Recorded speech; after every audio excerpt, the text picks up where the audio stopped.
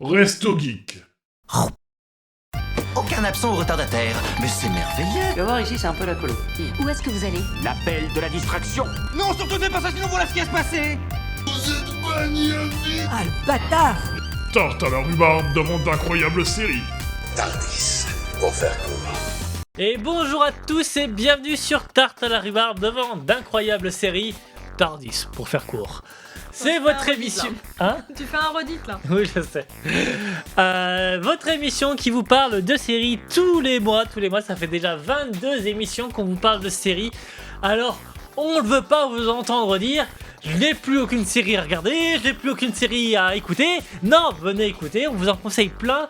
Sûrement des séries que vous ne connaissez pas, des séries que vous connaissez aussi que vous avez peut-être hésité à regarder. Venez, vous pouvez rattraper toutes ces émissions sur notre site ou sur YouTube. Ça fera très plaisir de vous faire découvrir des séries ou de vous donner envie d'en regarder d'autres. Je suis Thipo, je suis le présentateur principal de ces missions, comment on dit, de ces missions de culture dans ce monde web. Voilà. Impossible. Mission impossible. Non, mission de je sais plus comment on dit, c'est pas grave. Et je suis accompagné de Nighties que vous avez déjà entendu. Salut. Ça va Nighties? Non. Eh bien très bien, on peut continuer comme ça. Et de Stalas. Bonjour. Bonsoir, bonjour, Bonne nuit, en fonction de comment bon réveil. Non Ça mais va ça, bien, ça dépend Stalas que de vous. Bah ouais, ça va. On va essayer de faire une émission correcte. On va essayer, on est un peu tous fatigués, mais je crois qu'on l'a déjà dit les 2 dernières émissions. Mais là, c'est encore pire. Et à chaque fois qu'on avance, c'est de pire en pire. Mais bon, on est là, on va rigoler, on va parler de bonnes séries et on va passer un agréable moment. Déjà tous ensemble, et j'espère que vous passerez aussi un agréable moment avec nous. Et Ben Nighty se met à bailler. C'est super, j'ai l'impression de parler dans le vide. D'être très chiant dès le début. Alors, aujourd'hui, nous vous parlerons de 5 séries, comme d'habitude. Une première web-série diffusée sur Oukou, France TV. C'est toujours pas sorcier. Vous imaginez la suite de C'est pas sorcier, on en a déjà parlé. Mais on voulait en reparler parce que la 3ème saison est sortie il y a pas longtemps. On passera ensuite à l'animé Megalobox Nomade, dont Salas nous parlera. On passera ensuite sur une série rétro qui va être liée à la série dont on va parler juste après, la série audio qui s'appelle Death Pen, dont je vous parlerai. Et on finira sur la série Amazon LOL. Rien à voir avec le film. Kiri sort. LOL Kiri sort, bah oui, fallait le noter dans le document, sinon moi je le lis comme ça. C'est noté dans le document. Bah pas à tous les étages. C'est comme la lumière. Exactement. Voilà, donc LOL Kiri sort, une série Amazon. Et bah écoutez, un bon programme. Ouais. On commence direct. C'est parti, c'est toi qui commence de toute façon. C'est moi qui commence, c'est vrai, effectivement. Et on va commencer par un petit générique parce que j'aime bien le générique de cette émission.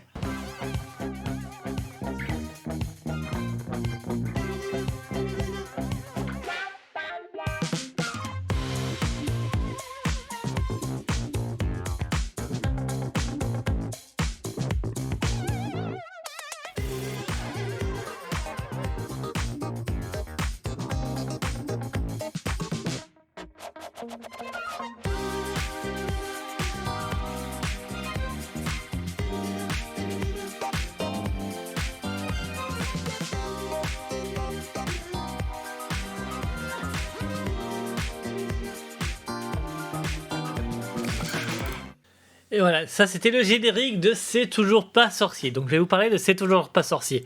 Vous l'aurez reconnu au nom, C'est toujours pas sorcier, c'est un peu la suite spirituelle de C'est pas sorcier. L'émission très populaire que je pense vous connaissez tous, que vous avez forcément au moins regardé au moins une fois dans votre vie, qui a été l'émission qui a été diffusée entre 93 et 2014. Elle est toujours diffusée d'ailleurs, mais il y avait toujours des créations entre 93 et 2014 en tout cas. Présenté par Jamie Gourmand, Fred Testo. Fred Testo. Non, pas Fred Testo d'ailleurs.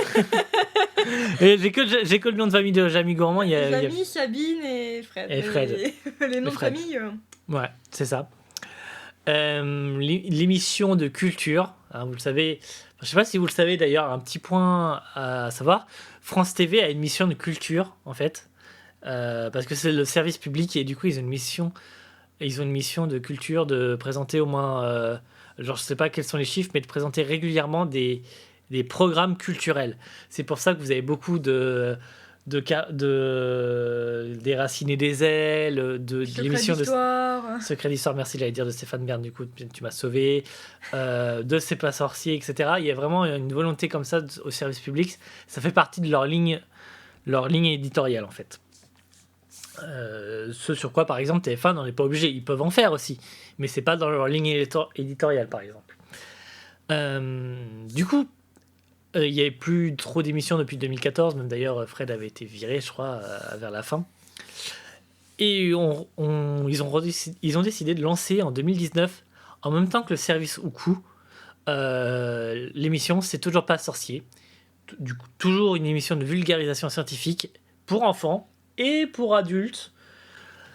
Alors, je vais revenir un petit peu sur la cible. C'est diffusé depuis 2019. Il y a déjà 3 saisons avec une trentaine d'épisodes.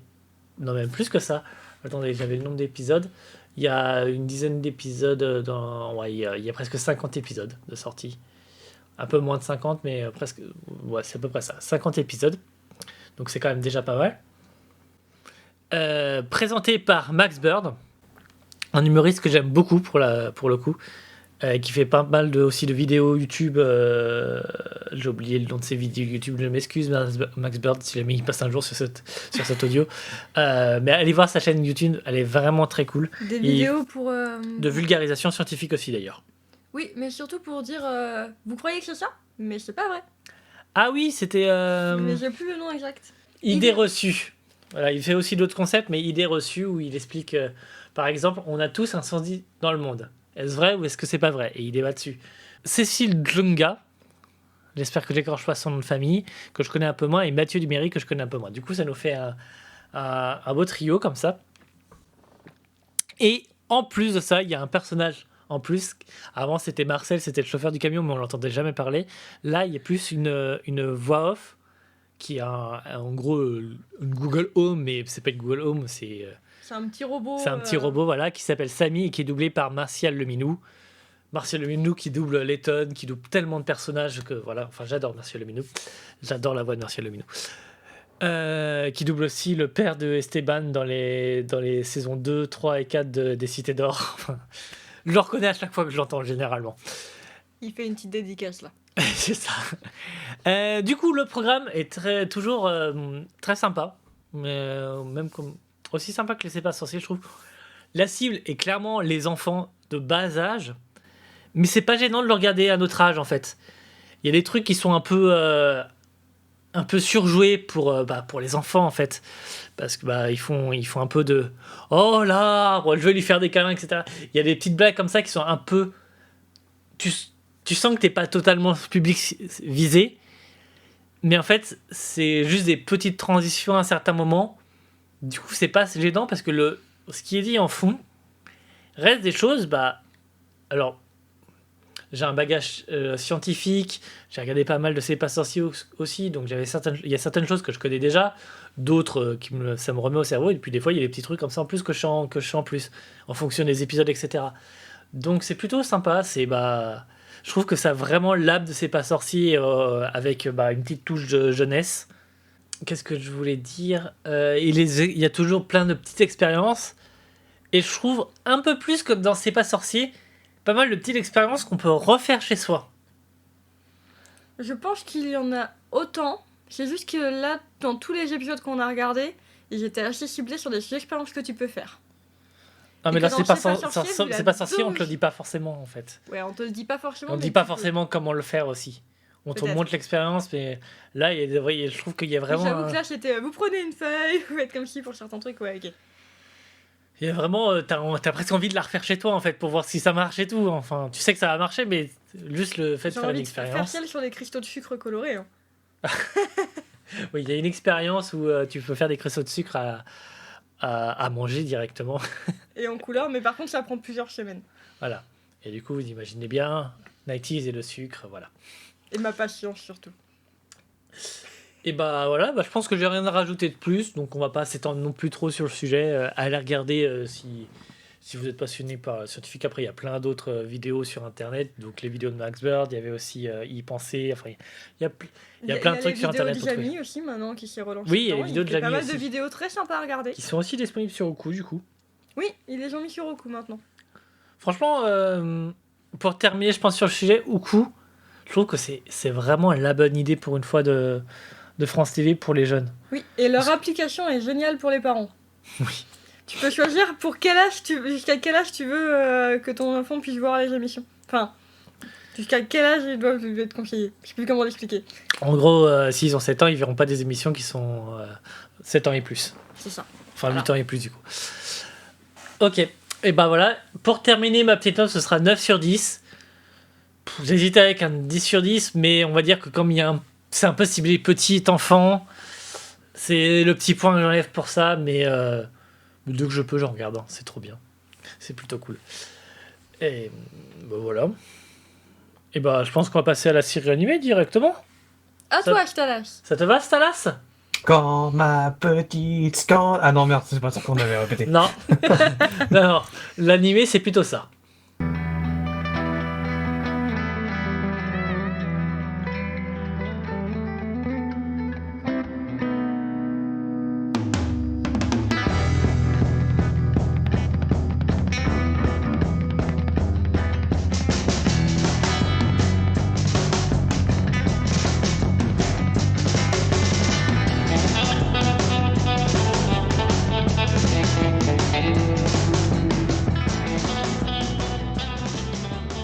Ce mois-ci, je vais vous parler d'une série qui a commencé à être diffusée depuis le 4 avril 2021 sur Wakanim, une deuxième saison de la série qui s'appelle Megalobox Nomad. Alors, la saison 1 s'appelle juste Megalobox. Là, je sais pas pourquoi ils ont ajouté Nomad, c'est sûrement pour faire une différence avec la saison 2. Tant qu'ils rajoutent pas... Un mot par saison. Non, évolution, c'est bon. Ouais, voilà. Tant qu'il n'y a pas évolution, ça passe. Tout passe sans évolution. À part Evoli. J'allais faire une blague sur les Pokémon aussi. Ouais, mais je t'ai devancé. Alors, pour le moment, donc deuxième saison en cours de parution. Pour le moment, 5 épisodes. Enfin, au moment où on enregistre, en tout cas, il y a 5 épisodes qui sont sortis. Il y en aura sûrement 6 ou 7 quand vous entendrez cette émission. Donc, en tout, la première saison, elle fait 13 épisodes, donc ça fera une vingtaine d'épisodes. C'est un animé d'action de sport. Les deux saisons ont été faites par le même studio, donc TMS Entertainment, qui ont aussi un peu bossé sur SNK. Ils ont pas bossé sur Detective Conan, TMS Entertainment? Je sais pas. En tout cas, Ça me dit un truc. Ok. leur œuvre principale, enfin là où on les connaît le plus, c'est pour SNK. Je sais plus quelle saison, mais SNK. De 1 à 3, non? Non, pas de 1 à 3. Je sais plus, ouais. Pas la 3, c'est sûr.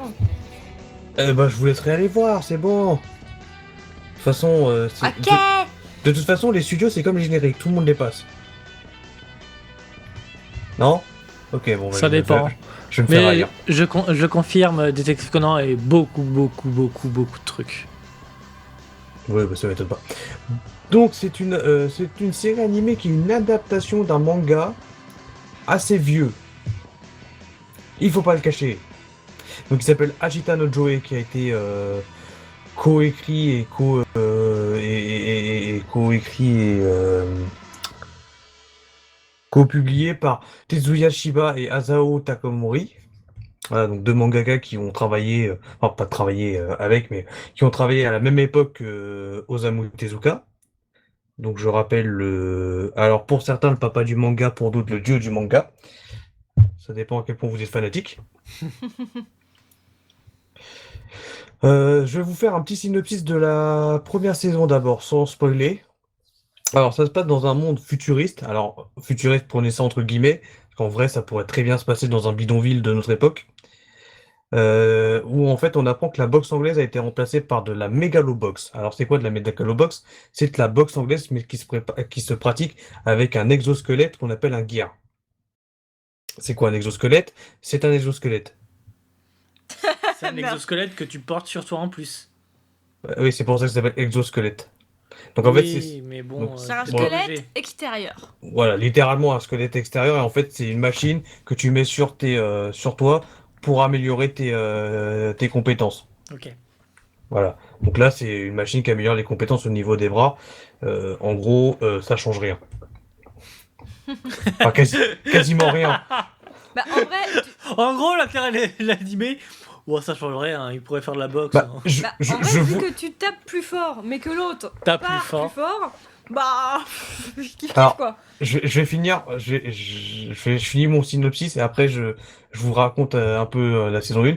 Donc, on suit l'histoire de Junk Dog, un boxeur prometteur, et son entraîneur Nambu qui font en fait des combats truqués pour gagner leur vie. Bien sûr, ça ne plaît pas à Jungle Dog qui en fait essaie de lui il veut des combats loyaux parce que il veut gagner, il veut prouver qu'il est bon boxeur et qu'il est fort par lui-même, alors que là il perd tous ses combats Il perd tous ses combats parce qu'on lui demande de se les perdre, c'est ça? et on lui demande de se coucher, ouais. Ouais, ok, d'accord. Et pour survivre, il le fait. Pour survivre et pour rembourser la dette qu'il a envers Nambu, il le fait.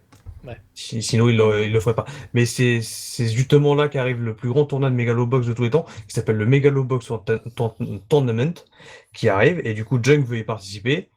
Donc, comme il fait partie comme il est né hors ville, il a pas d'identité propre.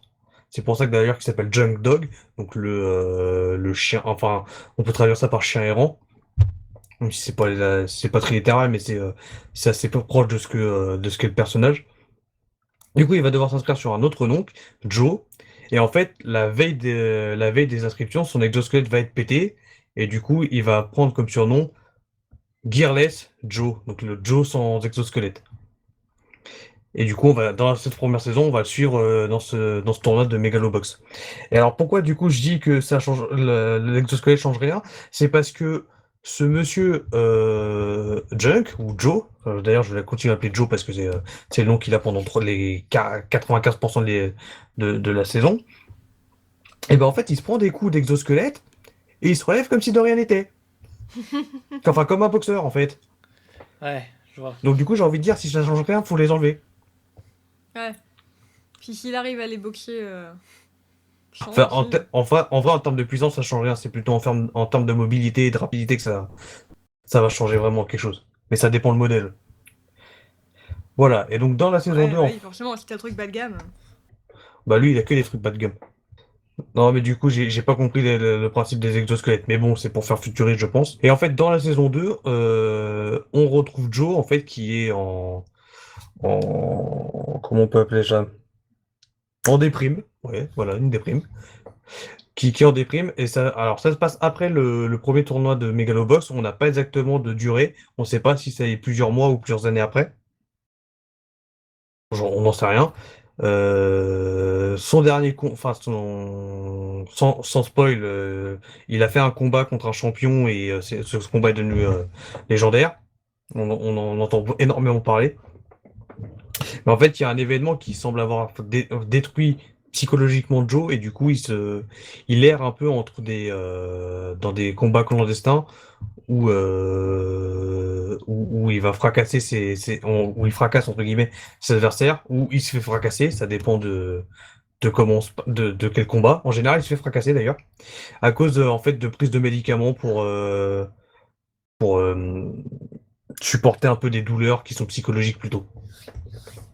Ah, c'est un peu là où j'en suis moi dans l'épisode. Enfin, j'attends que les épisodes ressortent un peu. Enfin, j'ai qu'un épisode de retard, mais j'attends que ça sorte un peu pour mieux comprendre.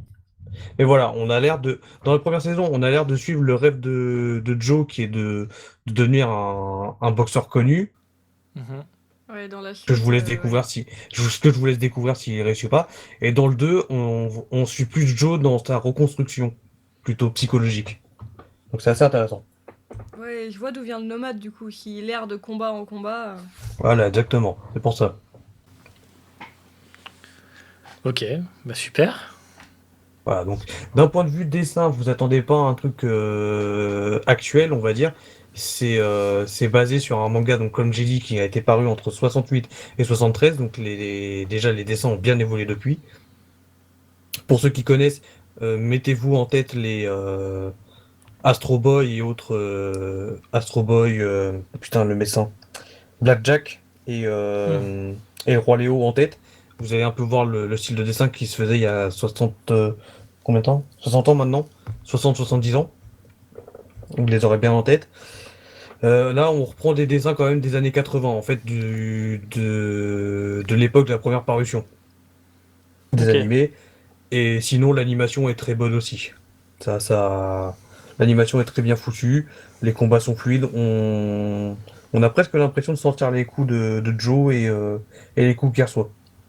Ah, d'un autre côté, C'est pas mal ça. TMS Entertainment, ils doivent avoir de l'argent. Alors même sans argent, c'est juste qu'ils ont les ils ont les techniques et l'habitude de faire ce genre de trucs. Du coup, ils ont la technique, la technologie, les gens pour. Voilà, bon, et puis en termes de notes, parce que je vois pas trop quoi ajouter, à part que, juste pour une fois, vous avez la saison 1 de disponible sur Netflix, pour ceux qui ont Netflix, et la saison 2 elle est disponible sur Wakanim. Et pour le moment, elle a l'air d'être disponible que sur Wakanim. Ok.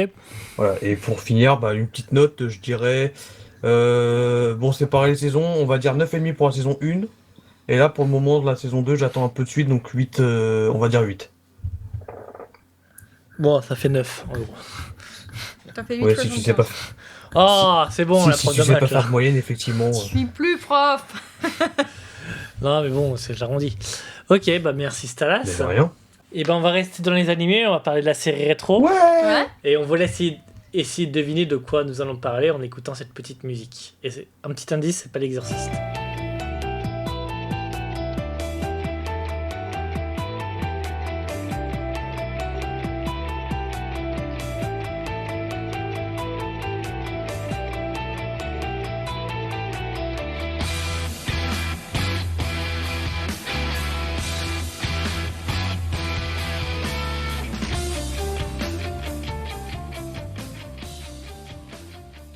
Alors, est-ce que vous avez reconnu cet animé, Stas? Oui, Ah, l'exorciste. on a prévenu que c'était pas l'exorciste. Non, du coup, on vous a pas mis ni un opening ni un ending, plutôt une petite musique que vous retrouvez assez souvent dans cet animé. Un thème song, Exactement. comme la marche de l'empereur, par exemple. Par exemple. Mais dans Star Wars, la marche de l'empereur dans Star Wars, pas le film. Ah, moi je pensais au petit manchot qui se balade. Hein. Ouais, mais c'est pour ça que j'ai précisé. Bon, ok, revenons à nos moutons. Du coup, Non, nos pingouins. revenons à nos dieux de la mort. Du coup, pour spoiler un peu le titre, du coup, on va parler en série rétro de Death Note. Donc, pour ceux qui ont reconnu, on avait le thème de L, un des personnages très importants de ce manga anime et de cet animé, du coup. Animé en 2 saisons, 37 épisodes au total. Tout simplement une saison génialissime pour résumer, et une saison qui finit bien le truc mais qui est pas ouf ouf. Mais bon, du coup pour vous résumer un peu pour ceux qui connaissent pas Death Note, on est avec Light Yagami, un lycéen surdoué qui trouve que le monde actuel est pourri, qu'il y a trop de criminels et qu'il faudrait changer ça, mais bon, en tant que jeune lycéen, c'est un peu compliqué. Et il est au Japon. Ça, Un des ça- pays où il y a ça le moins de s'appelle- crimes quand même. Hein. Oui, Non, alors on va se mettre d'accord, ça s'appelle un émogote. un peu. Et du coup, ben, un jour, il... Ou une pleurnicharde. peut-être une pleurnicharde. Je pense que ça colle bien avec son caractère. Et du coup, un jour, il voit un cahier tomber. Et ok, il va le ramasser. C'est un cahier qui s'appelle Death Note, comme le manga du coup. Il trouve ça chelou, mais il l'emmène avec lui et il va lire un peu ce qu'il y a sur ce cahier. Il y a un mode d'emploi. Le cahier est vide, à part un mode d'emploi qui te dit en première phrase: toute personne dont tu écris le nom dans ce cahier meurt. Au début, Light, qu'on suit, prend ça pour une blague, mais il se dit: et si? Du coup, il va tester. Mais il a pas envie de tester ça sur quelqu'un de lambda et de se retrouver comme un meurtrier, vu que pour lui, faut justement buter tous les meurtriers. Et tous les criminels, vols et autres. Du coup, il dit, bah, autant tenter ça sur un criminel. Comme ça, si ça marche pas, je m'en fous, et si ça marche, j'aurai pas buté quelqu'un de bien. Du coup, il tente, et finalement, c'est bien réel. Il a tué la personne, un criminel de moins dans ce monde, en fait, il se dit. Du coup, il va continuer à tuer pas mal de criminels. Il va rencontrer le dieu de la mort associé au cahier, qui s'appelle Ryuk, qui adore les pommes, et qui me fait beaucoup rire. Comme un certain troll. C'est dans la chanson. Ouais. Ah oui. Et du coup, Light, avec tout ce pouvoir, va décider de devenir le nouveau dieu de ce monde. En butant tous les criminels pour que ce monde soit parfait, qu'il n'y ait plus aucun criminel, vu qu'ils auront tous peur de se faire tuer. Sympa, non? Sauf que Non. la police vend quand même de tous ces criminels qui meurent comme ça, pour je ne sais quelle raison. Ils décident d'enquêter et il y a un détective très mystérieux d'Interpol et qui est un peu freelance, elle, du coup, dont on a entendu le thème, qui est un génie pour trouver les criminels. Donc pendant toute la série, on va se retrouver le combat entre elle, qui veut attraper Light, qui tue tout le monde, et Light, qui veut buter tous les criminels, ne pas se faire choper et devenir dieu. Et buter elle parce que c'est une menace. Directement. Oh, c'est un jeu de chat et la souris, c'est très drôle. Oui, c'est Oui, ça. c'est très très drôle. Et du coup, on les suit tous les deux, ils se rapprochent l'un de l'autre, et puis... Je vais pas vous dire la suite, sinon je vais vous spoiler. sur ça. Juste à cause de ta phrase. Non, il y avait déjà des fanfics avant ma phrase. Tu connais les règles d'Internet, Stalas. Pas toutes, mais j'en connais beaucoup. Du coup, un très bon manga, très bon animé, qui est génial au début et qui se ternit un peu sur la fin, mais qui reste quand même un petit chef-d'œuvre à regarder au moins une fois. En fait, il se ternit à la fin parce que c'est vraiment un chef-d'œuvre.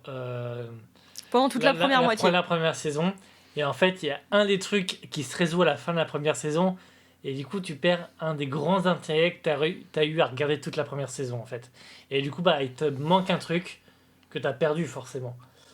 C'est une autre partie. Ils essayent de le remplacer par quelque chose d'autre qui donne moins envie. C'est un peu comme Kaamelott, en fait.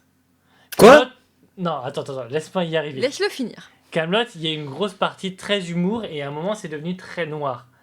Mais ça s'est fait progressivement et du coup c'est passé clean. Et même si je sais qu'il y a beaucoup de personnes qui n'aiment pas la partie un peu moins drôle de Kaamelott, je trouve que c'est quand même passé très clean, que c'était très profond, très bien fait, etc.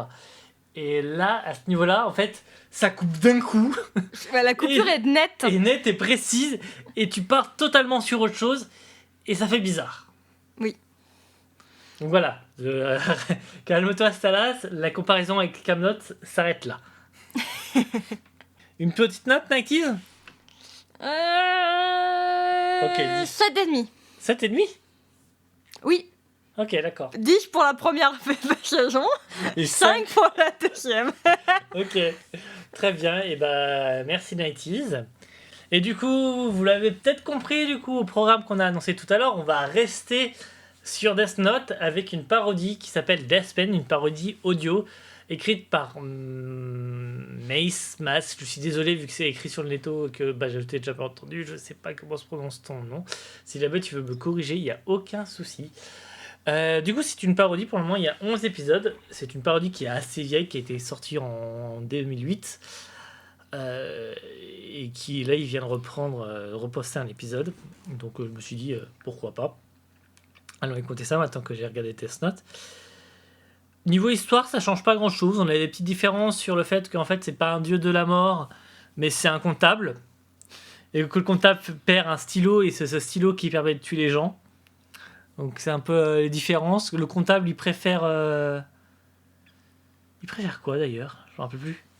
C'est pas les pommes, c'est quoi alors? C'est pas les pommes, c'est le café, je crois. C'est le café. Ok. Même si on l'entend qu'une ou deux fois, et pas aussi souvent que les pommes de Ryuk dans l'anime de Death Note. Voilà, après, ça reste une parodie. Je suis un peu mitigé dessus. C'est peut-être très bien pour les gens qui ont surkiffé Death Note. J'avoue que j'ai bien kiffé Death Note, mais je le regarderai pas, en fait, je pense. Franchement. Ou peut-être dans 10 ans, quand je l'aurai oublié. Mais pas avant, je pense. Je le regarderai pas. C'est ce que j'ai fait, moi. 10 ans après. Et du coup, comme la parodie, pour le moment en tout cas, s'éloigne pas trop, ça m'a pas plus hypé que ça en termes d'histoire. Parce que il y a juste des gags en plus, des choses qui changent un petit peu, mais l'histoire principale reste la même. Du coup, ça m'a juste un peu rappelé Death Note, en fait, finalement. Niveau qualité audio, un peu de mal au début, mais c'était en 2008, faut tout nuancé. Le dernier épisode est plutôt pas mal fait. On reste quand même sur des... Après, je pense qu'il a été enregistré aussi il y a très longtemps. Mais on reste sur des... Comment ça s'appelle ? Des caractéristiques assez similaires aux séries audio de 2008. Ce qui est assez logique avec les voix pitchées, etc. Il y aura apparemment une saison 2. Je ne sais pas s'il pourra changer les voix pitchées, puisqu'il a fait quand même une saison 1 avec tout ça. Donc, à voir ce que ça va donner. En tout cas, si vous avez adoré Death Note, que vous aimez regarder les petits trucs comme ça, des parodies, allez l'écouter. Je pense que ça va très bien écouter. Et sinon, à vous de voir. Je sais pas vous conseiller ou ne pas vous conseiller. Faites-vous votre propre avis en allant l'écouter. En vrai, c'est pas hyper long. Je pense qu'il y en a pour 3/4 d'heure à tout écouter. Donc vous pouvez prendre le temps d'aller écouter. Puis si vous aimez pas, vous n'aimez pas. Mais vous pouvez toujours tester. À vous de voir. C'est pas une mauvaise série. Mais j'ai pas forcément non plus été hypé. Mais on sait jamais. Il y a peut-être des gens qui adorent ça. Donc je préfère vous la présenter. Et puis vous ferez votre propre avis.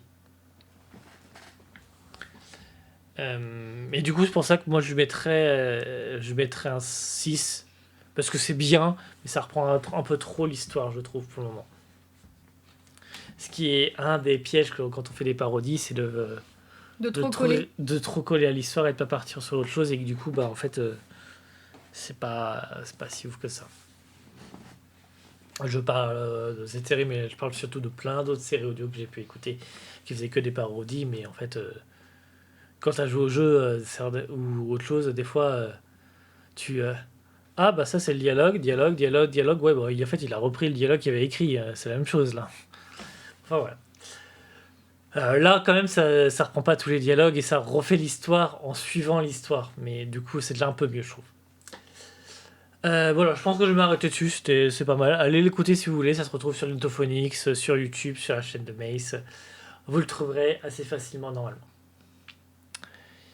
Et pour terminer, on va parler d'une nouvelle série qui est sortie sur Amazon, qui apparemment est sortie déjà dans d'autres pays. En fait, c'est plus une émission, on va dire. C'est une télé-réalité. Télé-réalité. Alors, vous échappez pas tout de suite. Promis, c'est bien. C'est bien. Nighties, vas-y, parle-en. Ouais, du coup, c'est une télé-réalité qui vient d'arriver en France, qui a déjà été faite dans plein d'autres pays, et qui a été adaptée du coup par Amazon. Et son présentateur est Philippe Lachaud. Ça vous donne envie déjà? Babysitting, Nicky Larson et tout, ça peut être pas mal. En gros, on a 10 comédiens humoristes qui se retrouvent enfermés dans une pièce pendant 6 heures. Enfin, une pièce, un vestiaire, c'est un poil plus grand que ça. Ils ont tous un secret.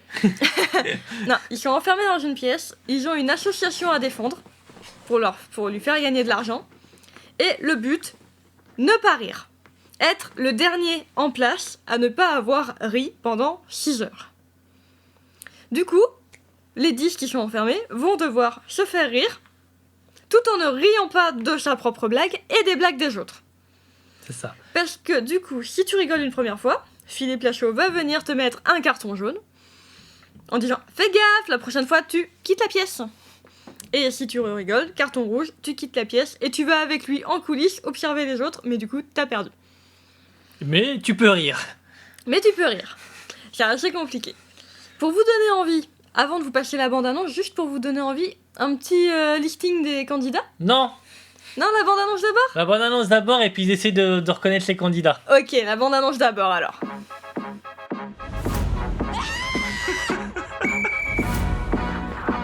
C'est ici que notre jeu LOL va commencer. Pendant 6 heures, 10 comédiens et humoristes vont devoir se surpasser pour faire rire une audience qui n'a qu'un seul but, ne pas rire. Quand je suis rentré dans la pièce, l'interrupteur du rire, je l'ai éteint.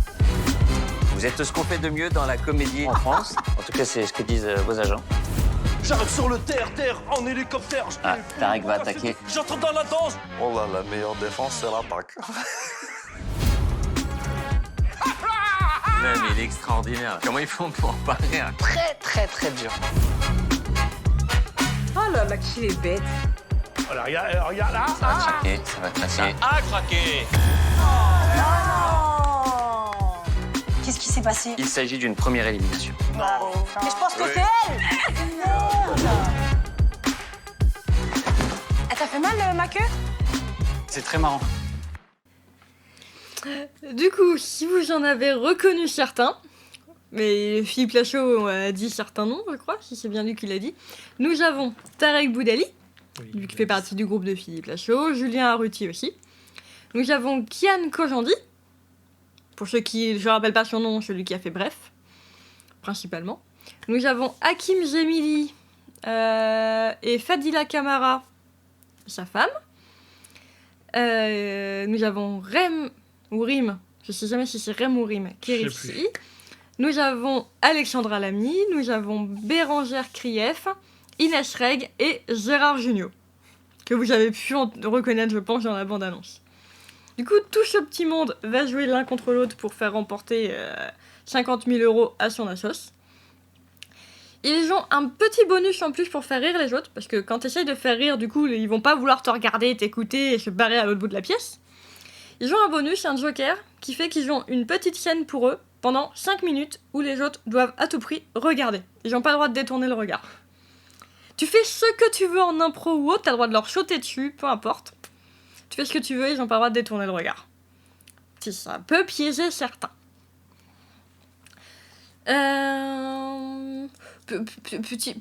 Petit spoil, mais pas méchant, sans vous dire trop. Vous avez Gérard Jugnot qui a prévu 10 000 déguisements. Ah putain, il est très génial. Et quand vous l'entendez dans la bande-annonce, le tada! En gros, il passe la porte avec son nouveau déguisement. Et les autres doivent rester impassibles. Je sais pas comment ils ont fait pour jamais rire à Gérard Jugnot. À chaque fois que je voyais revenir Gérard Jugnot dans un nouveau costume, j'étais mort. Et ils sont impossibles. Et sans vous spoiler qui finit non plus, une fois que les 6 heures sont écoulées, il reste 2 finalistes. Les 2 derniers qui n'ont pas ri. Et qui doivent se faire un « je me tiens, tu me tiens par la barbichette ». Un poutou. Non, je me tiens, tu te tiens par la barbichette, jusqu'à qu'il y en ait un qui craque. Et c'est long. C'est Très long. Parce qu'ils ont déjà tenu 6 heures avant. Donc ils sont à fond. Ouais, ils ont vraiment été bons. Je sais pas comment ils ont fait pour ne pas rire, alors que c'est leur métier quand même. C'est ça. De sourire. Oui, parce que Ah oui. petit truc, au bout d'un moment, comme ils sont trop bons, Ils rigolent plus. on leur dit qu'ils ont plus le droit de sourire. Même un petit rictus, tu sais, ça ne passe plus. Donc c'est vraiment très sympa à regarder. C'est découpé du coup en 6 épisodes. À peu près 1 heure dans la pièce pour un épisode. Un peu plus du coup vu que la fin est au-delà des 6 heures. J'aime beaucoup voir les candidats qui ont perdu avec Philippe Lachaud dans la salle en train de regarder en mode mais heureusement, ils sont tous en mode heureusement que je suis sortie, j'aurais pas pu me retenir à ce moment-là. C'est trop drôle. Donc c'est vraiment très drôle à regarder et j'aime beaucoup comment ils ont mis en scène les choses. Où par moment on va voir le rire avant que Philippe Lachaud buzz en mode il y en a un qui a rigolé. Du coup on le sait. Il y a des moments où tu vas voir ce qui se passe mais tu verras pas le rire. Et tu vas le voir buzzer et tu fais mais ils ont pas ri. Qui c'est qui a rigolé là? Et du coup t'as la surprise en même temps. Donc c'est assez bien fait. Ouais. Et ils font des conneries, mais des conneries. Ouais, non, mais c'est très très drôle. Franchement, à regarder. À regarder. C'est très très drôle, c'est très bien. Puis en plus, ça donne de l'argent à une association, donc c'est plutôt cool. C'est ça. Et Oh putain, c'était presque bien donc tu dis ça. Non, mais pour info, c'est même pas juste le gagnant qui gagne de l'argent pour son assos. De ce que j'ai compris, tous les autres avaient un petit quelque chose aussi en plus. Du fait d'avoir participé. Un fou rire. Un fou rire. 2, parce que t'as un carton jaune puis un carton rouge. Donc 2 fous rires. Ils ont des petites techniques aussi. C'est Inès Reg qui à des moments se met à grignoter des trucs pour ne pas rire. À un moment, tu vois Gérard Jugnot en mode qui se tient les joues. Il y a un moment, Gérard Jugnot, il est tellement beau. Oh là là, enfin bref. J'ai regardé cette série et franchement, ça vaut le coup. Et j'ai hâte de voir une saison 2 du coup. Ouais. Avec d'autres humoristes comédiens, ça donne bien envie. Voilà. Et pour finir, une petite note 10 sur 10. 10 sur 10, je suis d'accord. Merci Nighties pour cette série. J'espère qu'on vous a donné, du coup, on arrive à la fin de cette émission, j'espère qu'on vous a donné envie de regarder quelques-unes des séries ou en écouter. N'hésitez pas, si vous avez des séries dont on n'a jamais parlé, que vous voulez qu'on parle, n'hésitez pas à nous le donner, les dire sur Discord, sur YouTube, en commentaire. Ou via le formulaire sur le site web. Ou via le formulaire sur le site web, effectivement. On sera ravis de découvrir de nouvelles séries aussi, de vous en parler après. Pour rappel, aujourd'hui, on vous a parlé de C'est toujours pas sorcier, de Megalobox Nomad, enfin Megalobox et Megalobox Nomad, Death Note et Death Pen, de LOL qui ressort, enfin LOL. Voilà, à vous d'aller découvrir des nouvelles séries, et on se retrouve le mois prochain pour de nouvelles séries. Et sur ce, bonne soirée tout le monde, n'hésitez pas à continuer à regarder des séries, et à ciao, bonsoir. Et rigolez bien. Allez, bonne soirée. Aucun absent ou retardataire, mais c'est merveilleux. Tu vas voir ici, c'est un peu la colo. Où est-ce que vous allez? L'appel de la distraction. Non, surtout ne pas ça, sinon voilà ce qui va se passer. Vous êtes magnifique. Ah, le bâtard! Tarte à la rhubarbe demande d'incroyables séries. Tardis, pour faire court. Merci à tous d'avoir suivi ce podcast sur YouTube. Si vous l'avez aimé, je vous invite à laisser un petit commentaire ou un pouce sur la vidéo. Si vous voulez télécharger le podcast, il suffit tout simplement d'aller sur resto-geek.com et de le télécharger. Et enfin, si vous ne voulez louper aucune de nos vidéos, n'hésitez pas à vous abonner à la chaîne et à nous suivre sur les réseaux sociaux Facebook, Instagram et Twitter.